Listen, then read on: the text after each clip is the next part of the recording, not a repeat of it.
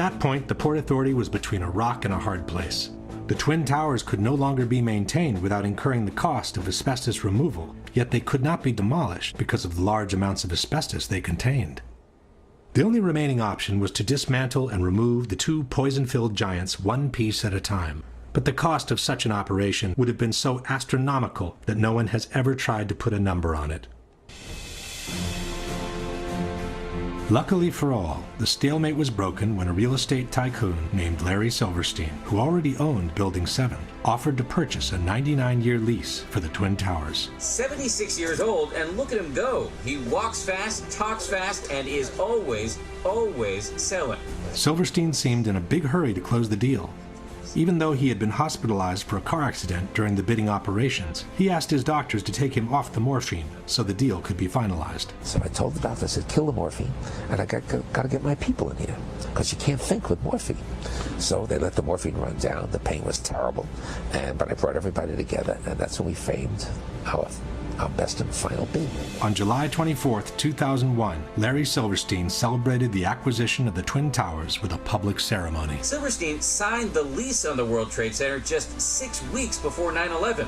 He then took out an insurance policy covering the Twin Towers for $3.2 billion in case of total destruction. Silverstein then began spending every morning of the week in his new office in the North Tower. And so my mornings were spent at the Trade Center, and then by noon I was back uptown. But on September 11, luckily for him, Silverstein didn't go to work. Even though he had already scheduled a business meeting in the North Tower, he found out that his wife had made an appointment for him at the dermatologist. The morning of September 11th, Silverstein was scheduled to have breakfast at the restaurant at the top of the North Tower. He canceled at the last minute at the insistence of his wife, Clara, who wanted him to go see his dermatologist. That particular morning, my wife, God bless her, had made an appointment for me at the doctor. And I said, okay, yes, dear, I'll go. Everyone who was in that restaurant that morning perished. And then, just minutes later, received a telephone call to turn on a television set and witnessed this horrendous circumstance. This is how, on the evening of September 11, Larry Silverstein found himself in control of some 12 million square feet of new office space to be built on some of the most valuable real estate in the world. And since the terrorist attacks had been two separate events, contended Silverstein, the insurance companies would have to pay him $7 billion to rebuild what he has always been calling My Three Towers.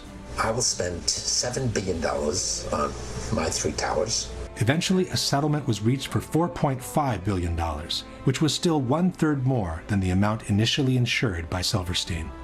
And since on September 11, due to the terrorist attacks, Building 7 had also been destroyed, Silverstein received another $800 million to rebuild a skyscraper that had originally cost $400 million. It's a much more beautiful building. It's a glass facade, allows the light to come into the space. The views on four sides are phenomenal, and the space looks magnificent. In the meantime, all the asbestos from the Twin Towers has been inhaled by the citizens of downtown Manhattan, and especially by the first responders and volunteers who worked at Ground Zero, who are now being decimated by mesothelioma and other pulmonary diseases.